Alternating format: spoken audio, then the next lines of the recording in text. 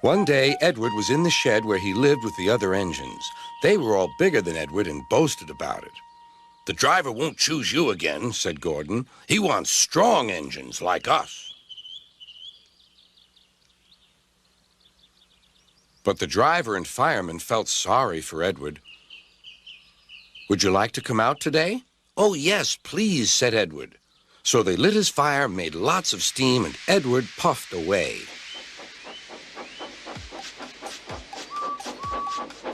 The other engines were very cross at being left behind.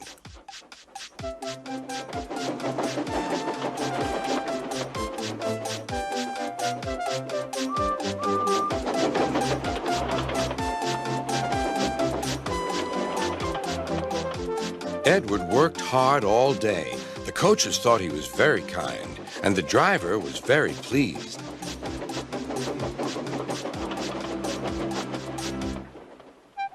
"I'm going out again tomorrow," Edward told the other engines that night. "What do you think of that?" But he didn't hear what they thought, for he was so tired and happy that he fell asleep at once. Next morning, Edward woke up to find nothing had changed. Gordon was still boasting. "You watch me, little Edward, as I rush through with the express. That will be a splendid sight for you." "Goodbye, little Edward. Look out for me this afternoon."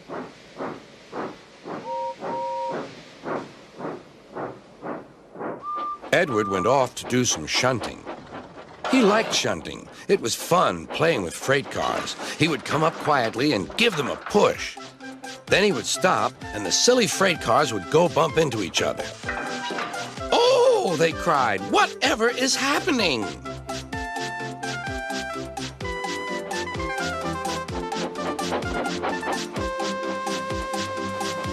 Edward played till there were no more freight cars. Then he stopped to rest. Presently, he heard a whistle.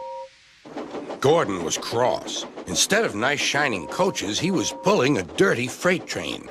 "A freight train, a freight train, a freight train," he grumbled.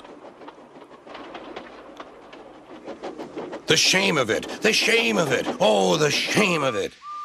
Edward laughed and went to find some more freight cars. Then there was trouble. "Gordon can't get up the hill," the porter called to Edward's driver. "Will you take Edward and push him, please?" They found Gordon halfway up and very cross. His driver and fireman were talking to him severely. "You're not trying." "I can't do it," said Gordon. "The noisy freight cars hold an engine back so." Edward's driver came up. "We've come to push." "No use at all," said Gordon. "You wait and see," replied Edward's driver. They brought the train back to the bottom of the hill.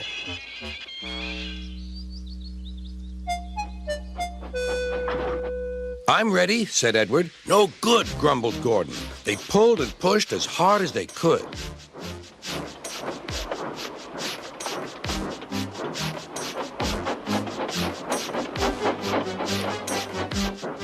"I can't do it! I can't do it! I can't do it!" puffed Gordon. "I will do it! I will do it! I will do it!" puffed Edward.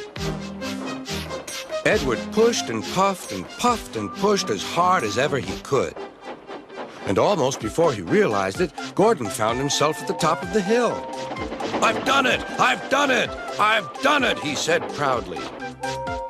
He forgot all about kind Edward and didn't say thank you. Edward was left out of breath and far behind, but he was happy because he had been so helpful. At the next station, he found that the driver and fireman were very pleased with him.